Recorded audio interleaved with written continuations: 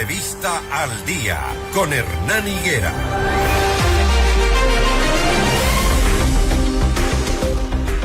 Las 6 de la mañana, 26 minutos, y vamos de inmediato a dar la bienvenida a nuestra primera invitada. Ella es Amanda Villavicencio, hija de Fernando Villavicencio.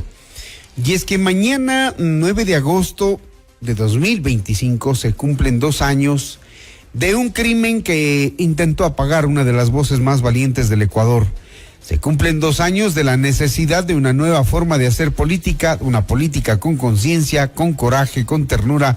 Fue el mensaje publicado por Amanda Villavicencio, hija del ex candidato presidencial Fernando Villavicencio. Pero en 2 años, ¿qué ha pasado? ¿Qué ha cambiado? ¿Qué respuesta se ha recibido de la justicia? Porque cuando Fernando Villavicencio fue victimado en una de las calles de Quito, del norte de Quito, dijeron que iban a ir hasta las últimas consecuencias, y resulta que hay 1 o 2 detenidos con sentencia, pero que sea la propia Amanda Villavicencio la que nos cuente qué pasa en el proceso judicial 2 años después. Amanda, buenos días, bienvenida, y nuevamente nuestro abrazo de solidaridad por los 2 años de impunidad, ¿Qué ha pasado en estos 2 años? Buenos días. Buenos días, Hernán. Realmente ha sido unos años de mucho dolor, pero también de mucho aprendizaje. Si bien, como tú cuentas, hace 1 año se cerró el proceso de los autores materiales de este asesinato, recordando que 7 sicarios fueron asesinados en las cárceles y el sicario que disparó la vara fatal murió en flagrancia el día del crimen. Venimos de un proceso complejo en el que han habido muchos vacíos dentro de las investigaciones. Nosotras exigimos respuestas todavía de algunas cosas que debieron haber sucedido en la primera etapa. Por ejemplo, lo que hemos mencionado siempre, nunca hubo una reconstrucción de los hechos, no han habido respuestas claras sobre el asesinato de estos sicarios en las cárceles, tampoco ha habido una respuesta clara sobre qué pasa con la cápsula de seguridad de Fernando Villavicencio, ¿no? Vemos todos en los videos con claridad que él sale sumamente desprotegido, pero también de quién era la responsabilidad de esa desprotección. También entendemos que durante mucho tiempo la cápsula pedía refuerzo, pedía utilizar armas largas para el cuidado de Fernando Villavicencio, y el Estado tampoco fue capaz de proveer esa seguridad ni ese cuidado, ¿no? Entonces, hay todos estos huecos en toda la primera etapa, y después, en el siguiente año, hubo un congelamiento largo de la investigación. No había realmente avances, hasta que empezó esta nueva etapa en la que se hizo este llamamiento a 5 personas del correísmo profundo a declarar como presuntos autores intelectuales del crimen de mi padre, ¿no? Estas 5 personas se encargaron de hacer rodar tanto sus propios nombres como información que era reservada de la investigación. Estoy hablando de personas que, como ellos mismos filtraron sus nombres y filtraron la información, ahora todo el Ecuador tiene acceso a esa información. Uh-huh. Pero recordemos que está también la investigación aún en un proceso de investigación previa, de indagación previa. Entonces no nos podemos referir con mucha soltura como nos gustaría a ese tema. Sin embargo, estas 5 personas, los cuales 3 de ellos son prófugos, 2 de ellos están ya presos, representan al correísmo más profundo, ¿no? Justamente a esas personas que mi padre los investigó, que mi padre los tenía pues bajo la lupa, justamente por ser quienes han puesto de rodillas al Ecuador con la corrupción hospitalaria, con diferentes casos de corrupción en los que pues Fernando los venía investigando. Uh-huh. De lo que ustedes miran hasta hoy, hasta el momento la justicia sentenció a 5 personas en grados de autor mediato y cómplices. El autor mediato es Carlos Angulo, alias Invisible, y miembro de Los Lobos, quien según el juicio desde la cárcel de Cotopaxi coordinó el asesinato contra Villavicencio. Pero de los autores intelectuales, nada. Como comento, está recién en una indagación previa. Estas 5 personas que fueron llamadas han empezado toda una escaramuza en Ecuador, ¿no? Creo que los hemos visto haciendo un show político de la mano de las autoridades y eso es como lo más complejo. Daniel Salcedo en la Asamblea Nacional, por ejemplo, vulnerando todos los procesos de reserva de las investigaciones, siendo pintado ante el Ecuador como un héroe que denuncia la corrupción cuando es la corrupción de la que él ha sido parte y son sus compinches de los que él está hablando. En una asamblea, en una comisión de fiscalización dirigida por Ferdinand Álvarez, que era correísta mientras se daban todos los delitos de los que está hablando el mismo Salcedo, ¿no?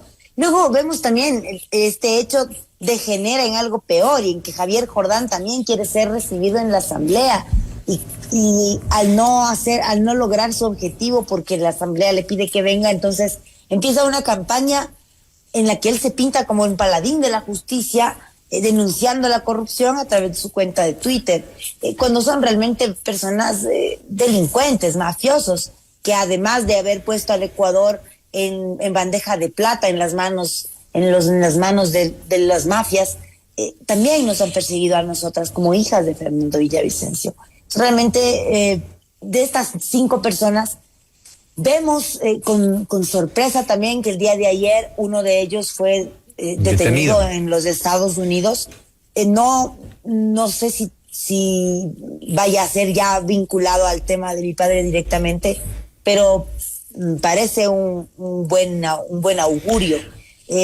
No creo que sea algo menor haber detenido a José Serrano, ¿no? Que tiene tantas deudas con este país. Empecemos, pues recordemos los casos del general Gabela, recordemos, el caso Ispol, recordemos el caso también de David Romo y por supuesto todos los casos de corrupción que hay detrás de este oscuro personaje, ¿no?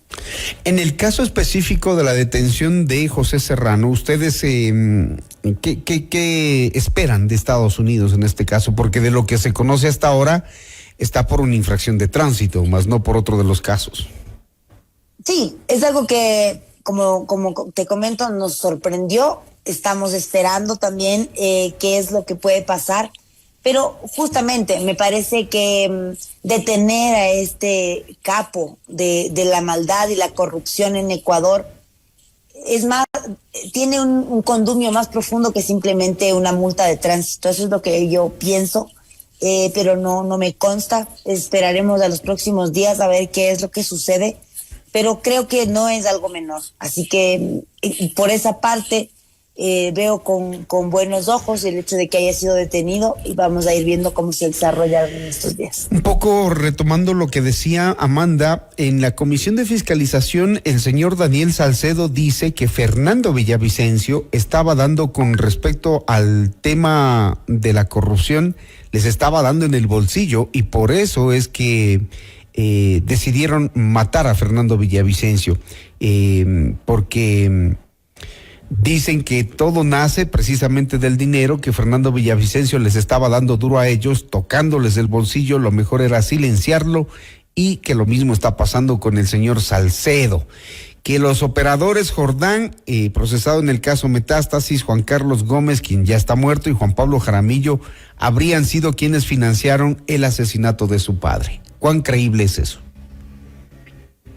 Yo creo que Daniel Salcedo en su propuesta cinematográfica en la que nos expone su versión de la historia, lo que ha hecho es confirmarnos muchas cosas que ya sabíamos. Uh-huh. Primero, que el correísmo no es una organización política, sino una organización delictiva.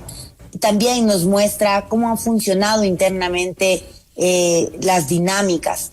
Todo eso es interesante y claro, ver a un delincuente confeso revelar una historia que el país entero conoció de mano de los chats del caso Metástasis, por ejemplo. Es interesante y claro, es una versión apegada a lo que hemos nosotras investigado en estos años y publicado también en nuestro portal. Entonces, eso está bueno, ¿no? Está bueno como ver que las versiones se apegan a lo que nosotros veníamos investigando. Pero lo que no nos gusta, nos parece terrible, es cómo ha sido utilizado como un show político. El arrastrarle a un delincuente confeso a la palestra pública a través de la Asamblea Nacional es igual de criticable que cuando lo hicieron con Wilman Terán o con Ronnie Aliaga en sus respectivos momentos, la Comisión de Fiscalización de AIPAME, ¿no? Entonces, realmente solamente nos exhiben la vergüenza de políticos y de asambleístas que tenemos, la vergüenza de justicia que tenemos al no poder proteger una investigación. Sí me parece que es importante entender quiénes son cada uno de estos 5 personajes, y nosotras desde el periodismo lo hemos ido exhibiendo. Creo que cuando uno pone el nombre de cada uno de estos mafiosos en el timeline de Fernando Villavicencio, aparecen todas las investigaciones que les había realizado él en vida. Y claro, entendemos por qué era incómodo para estos mafiosos. Y también Fernando fue incómodo para muchas personas, porque Fernando sabía que con las mafias no se pacta, porque Fernando sabía en dónde está realmente la profundidad de la transformación social en Ecuador, y está en juntar nuestras valentías. Quizás él fue un llanero solitario en su momento, pero él sabía que era el momento de unificar al Ecuador a través de la valentía, porque todo el Ecuador quiere vivir bien. Todo el Ecuador quiere vivir en un país del cual sus hijos no quieran irse, en el cual sus hijos puedan salir a jugar y no tengan que estarse cuidando del crimen organizado en las calles. Y creo que el Fernando tuvo razón al entender que un buen padre podía ser un buen presidente. Él lo decía en su campaña: mi patria es mi familia, dijo también, entendiendo que la ruptura más grande en el país era la ruptura de la familia, la ruptura de la comunidad. Eso es algo que fue sembrado desde hace muchos años, que se destruyeron las organizaciones sociales, las organizaciones colectivas, porque esos son peligrosos. Entonces realmente yo creo que Fernando tenía muy claro que la vía era la colectividad, y que la vía era también tomar asunto en los puntos más importantes. Por ejemplo, en desarticular el CERCOP en la forma en la que había estado diseñada para robar. Y ahí lo vemos a Daniel Salcedo exhibiendo cómo están pilas de él, ¿no? Y nosotros somos tan tontos, y cómo él roba tan bien en el CERCOP, y nosotros no tenemos ni idea de cómo se roba bien, ¿no? Y también todo el tema de los puertos, que hasta ahora vemos que no llega a pasar nada, claro, aunque eran opciones claras, ¿no? Opciones claras que Fernando los había dicho y que la gente estaba esperando. Pero claro, si ni siquiera se llega al momento de desintegrar el Consejo de Participación Ciudadana, o estas entidades que tanto poder le han permitido acumular, Amanda, a los gobiernos presidencialistas. Termino con esto. ¿Cuánto, o mejor dicho, qué esperan de la detención de José Serrano, que en algún momento fue notificado por su presunta implicación en el asesinato de Villavicencio, junto a Glass, Serrano, Aliaga y otros más? Bueno, esperamos que la ley haga lo suyo. Ojalá la colaboración con los Estados Unidos permita que se haga justicia. Como decía, no solo en el caso de mi padre, José Serrano tiene muchas deudas, una deuda histórica con este país. Creo que es gravísimo el tipo de ministro que fue este oscuro personaje. Así que yo espero que le caiga todo el peso de la ley encima. Y si es que se puede vincular, será porque la Fiscalía tendrá argumentos para hacerlo, ¿no? Más allá de todo lo que se ha dicho, lo que ha dicho Salcedo, aún sin pruebas, todo lo que se ha dicho de diferentes momentos, espero que tengan la posibilidad de demostrarlo, para que no sea en vano justamente la detención de un personaje tan oscuro. Muy bien, gracias Amanda Villavicencio, hija de Fernando Villavicencio, y hablándonos de cómo marcha el proceso 2 años después del asesinato, que no ha cambiado en mucho, después de que la Fiscalía dijo que iba a darle con todo a la investigación y entregarle al país y a su familia una respuesta de las causas, autores materiales e intelectuales del asesinato que acabó con la vida del candidato presidencial Fernando Villavicencio. Muchísimas gracias, Amanda. Gracias a ti, Hernán. Un buen día. 6:41 minutos.